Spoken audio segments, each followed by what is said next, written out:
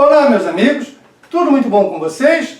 Hoje nós vamos falar sobre a escolástica, um importante movimento filosófico e teológico também dentro da Idade Média, mais especificamente na Baixa Idade Média, que vai do século XI ao século XV.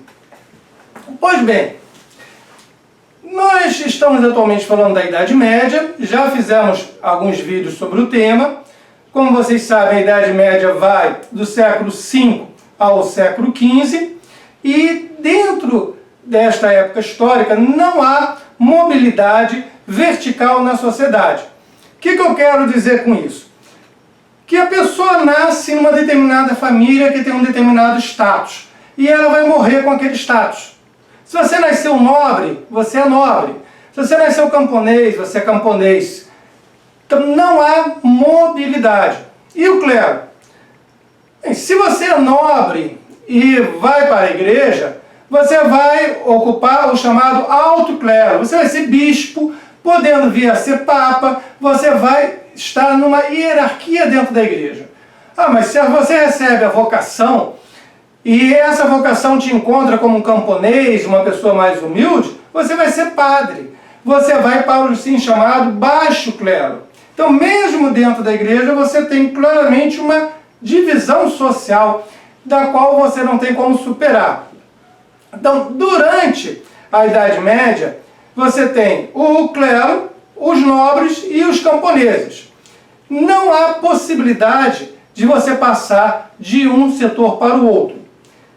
Com o início do século XI e a chegada da Baixa Idade Média, nós passamos a ter uma quarta classe, que é os habitantes do burgo, os comerciantes, os burgueses.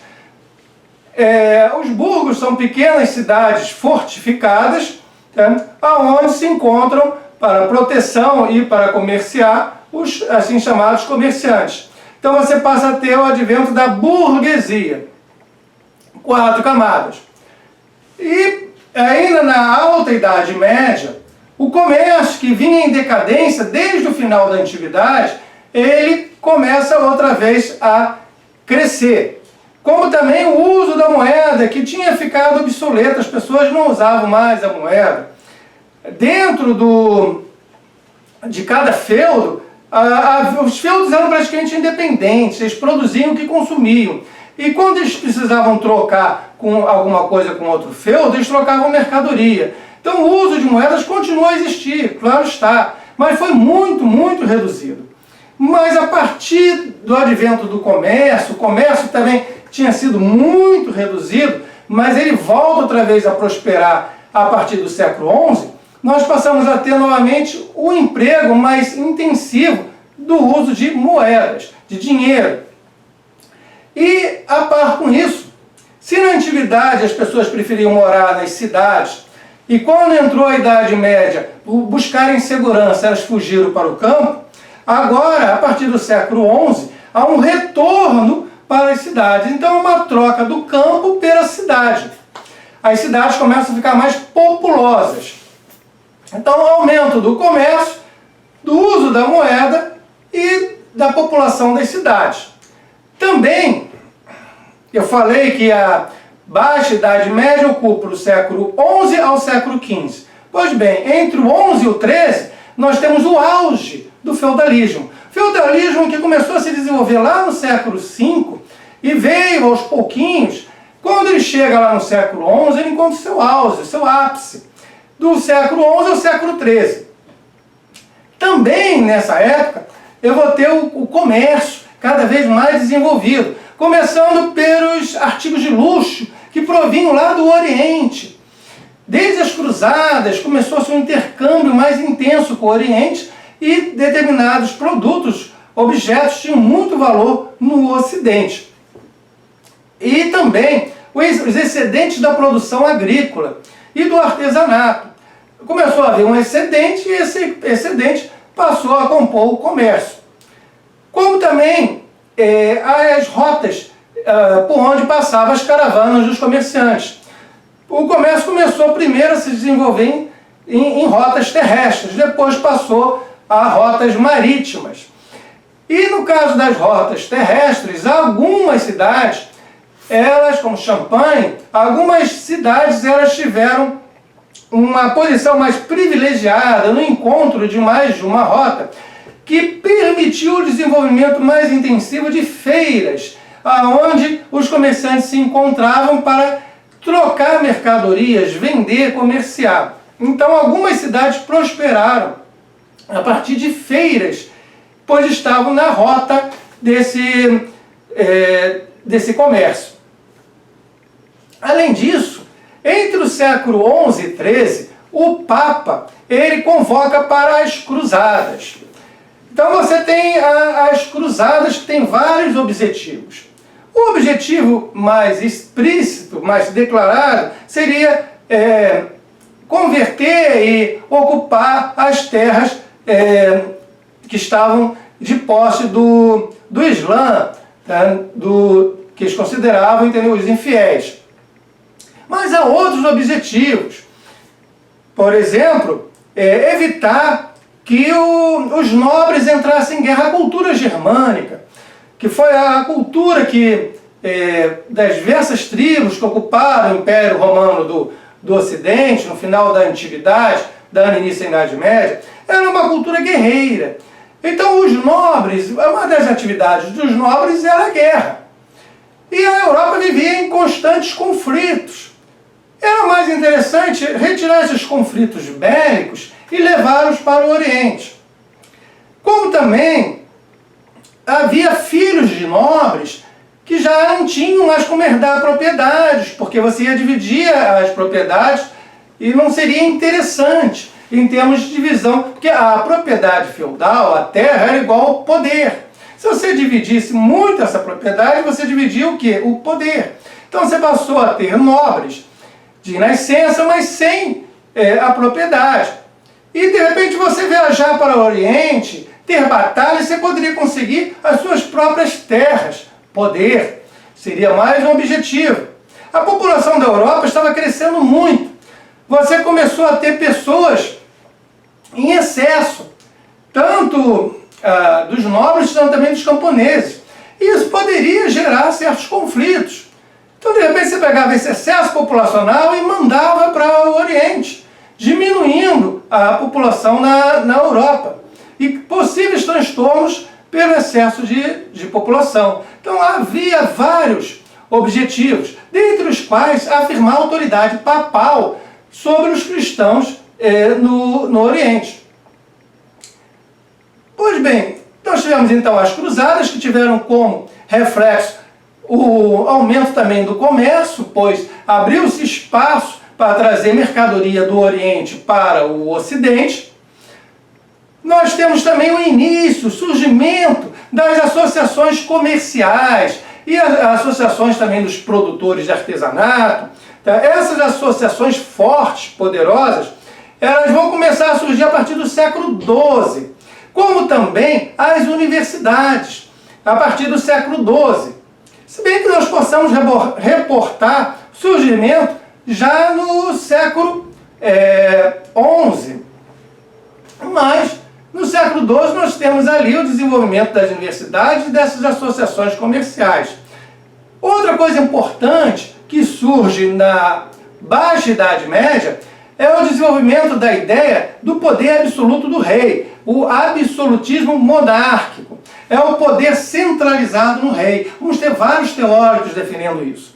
Porque veja, antes, na Alta Idade Média, entre os séculos V e X, o poder era completamente descentralizado. Cada feudo tinha o seu senhor feudal, e por mais que esse tivesse jurado lealdade ao rei, o poder era muito fragmentado.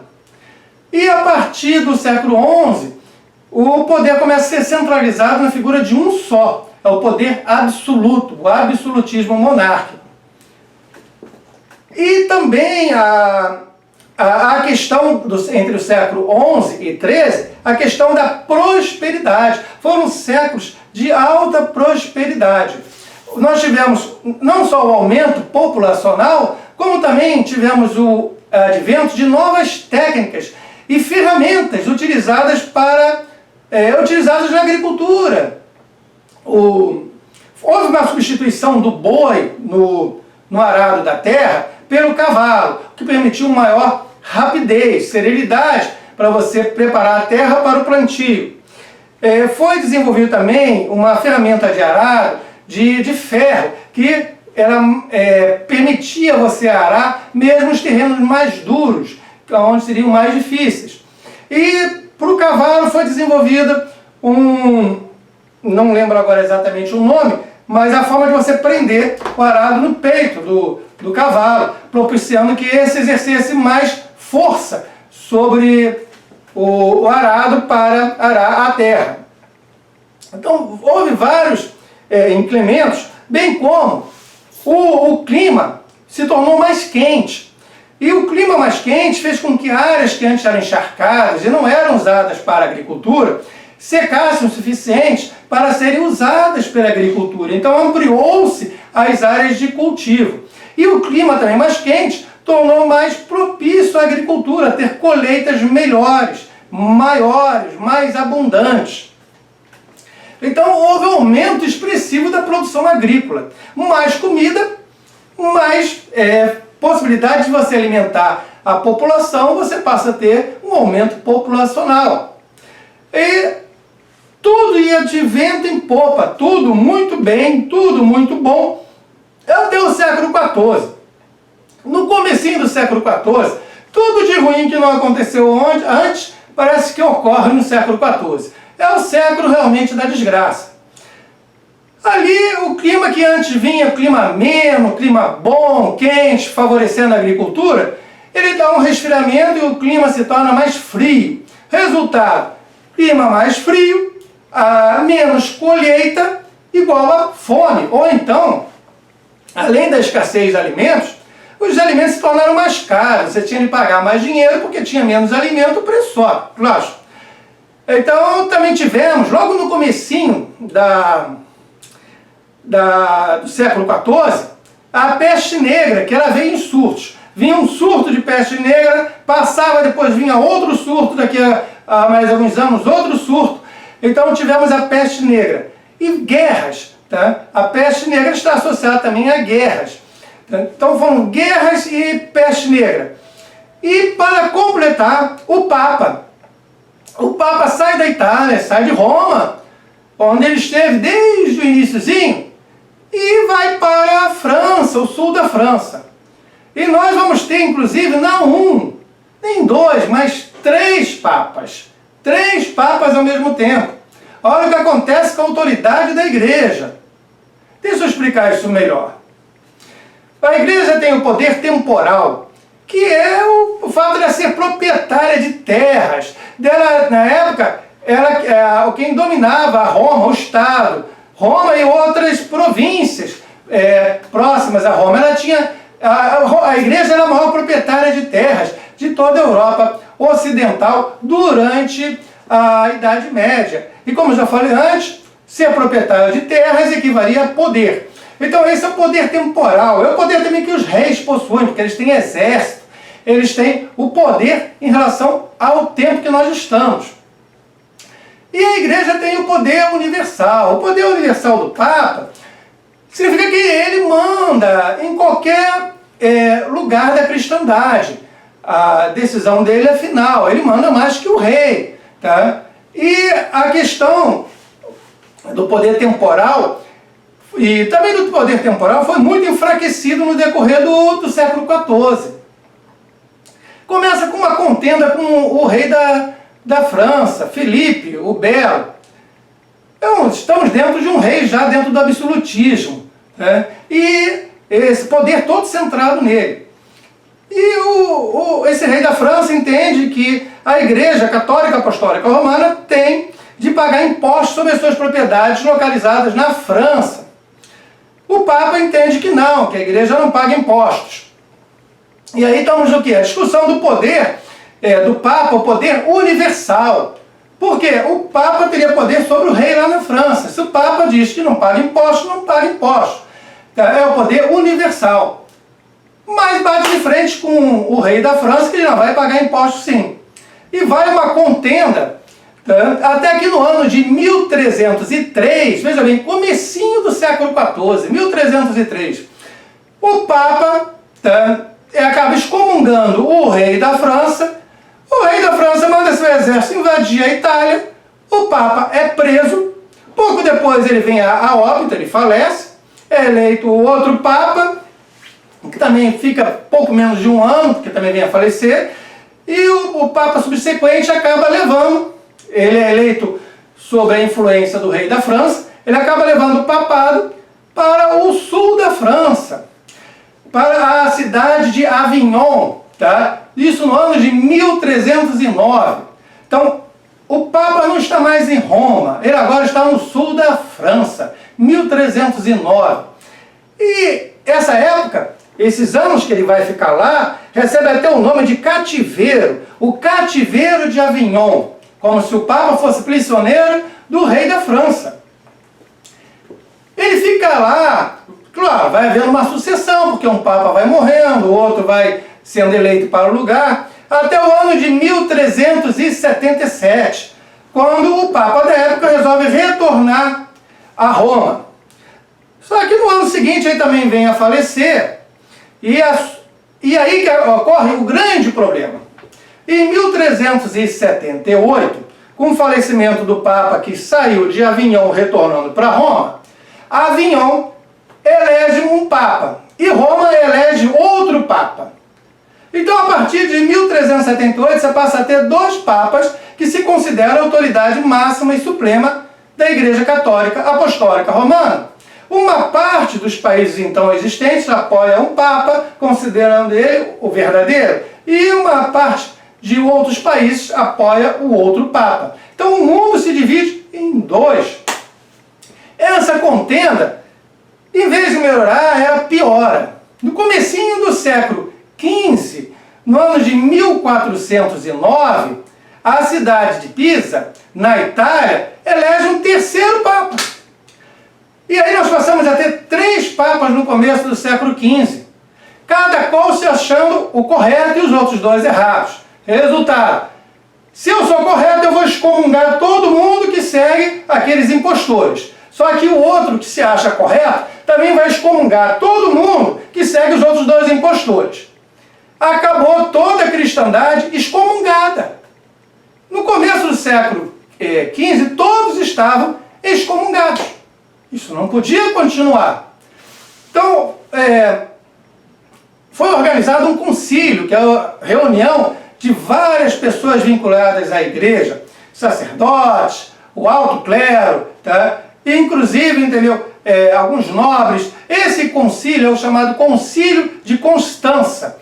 Foi organizado entre 1414 e 1418.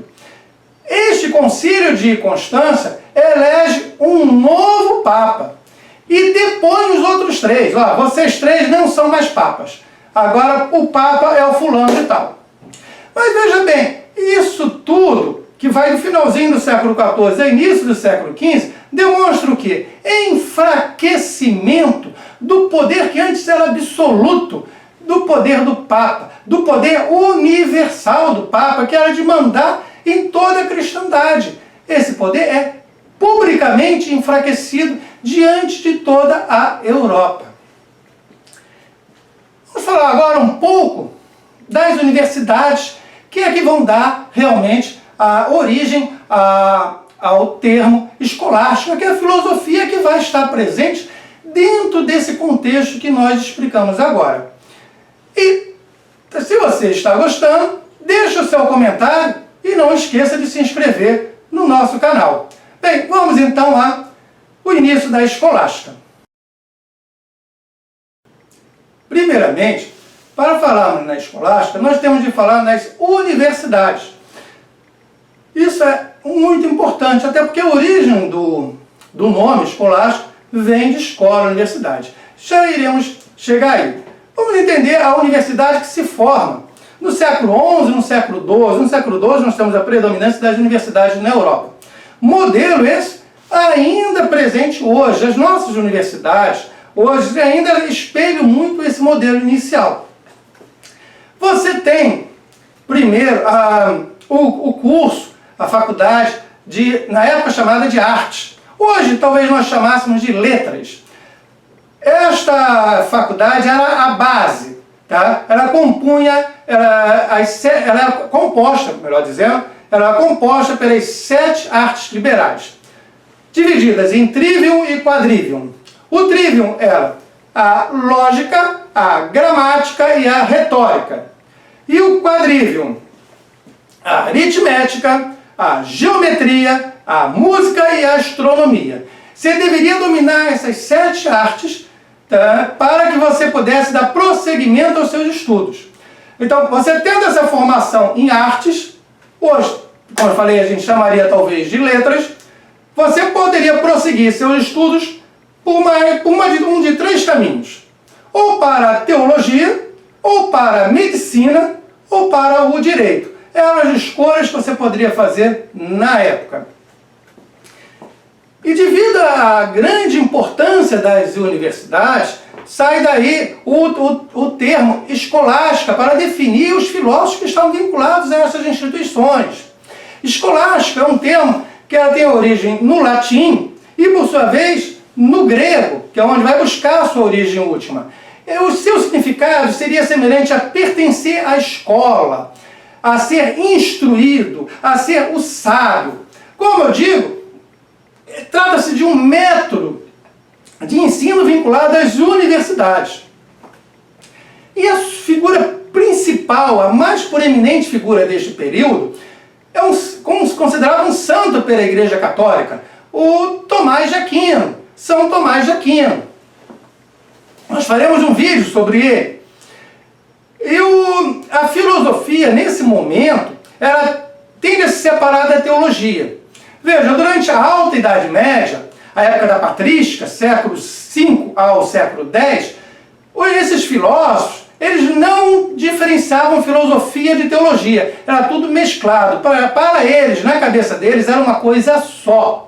Filosofia e teologia era uma única coisa. Tanto que fica às vezes difícil dizer, mas o cara é teólogo ou ele é filósofo?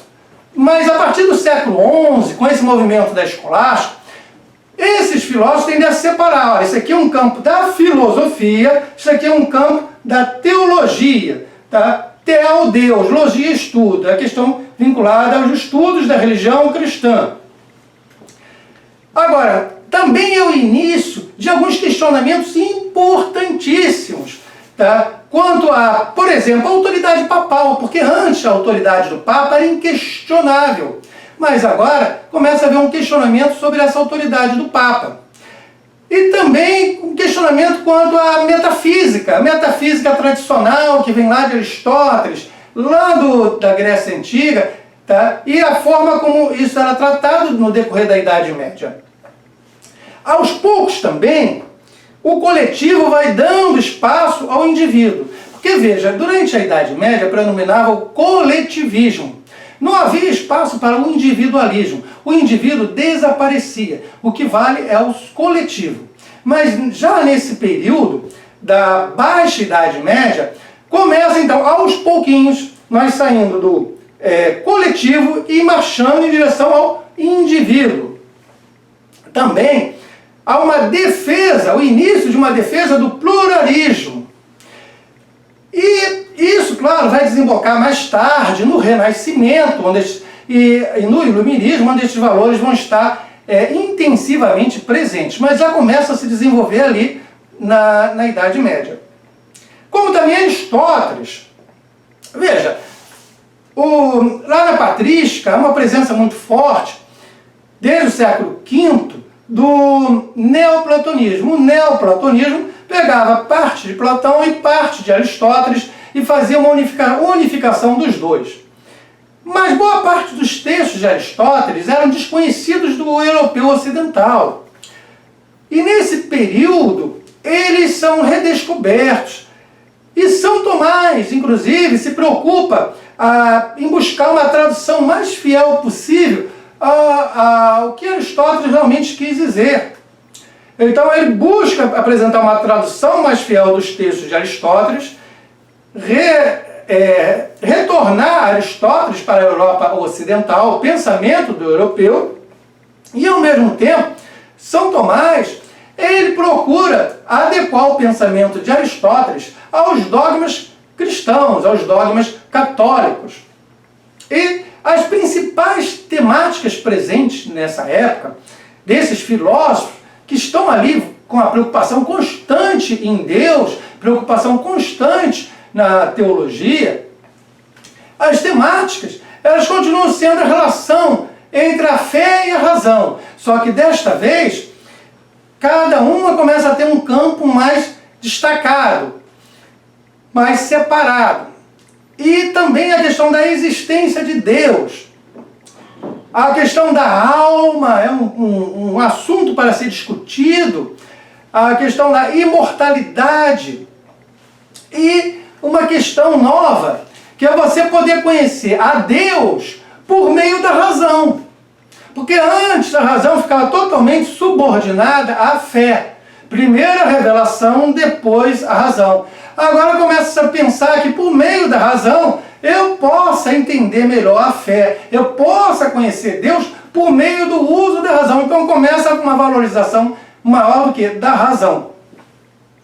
E também surgem várias heresias. E há uma necessidade de, por meio da razão, da filosofia, defender a unidade da igreja contra as diversas heresias que vão surgindo. Entenda, quando da época do Renascimento, lembre-se, eu estou falando da Idade Média, vai do século V ao século XV. E no nosso caso em particular, neste vídeo, a Baixa Idade Média, que vai do século XI ao século XV. Mas veja, já no século XIV, nós já temos o que na Itália? O Renascimento.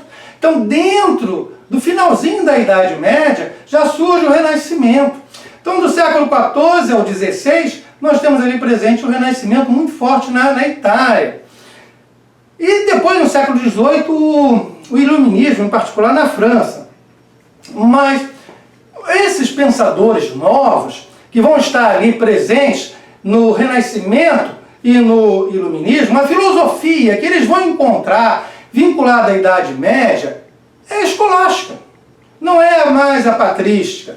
Não, é escolástica com uma forte presença de Aristóteles, interpretado por São Tomás de Aquino, e a razão tendo uma diferenciação maior da fé, da revelação, e você podendo, inclusive, vir a conhecer a Deus por meio da razão, tá? O que seria impensável antes na patrística.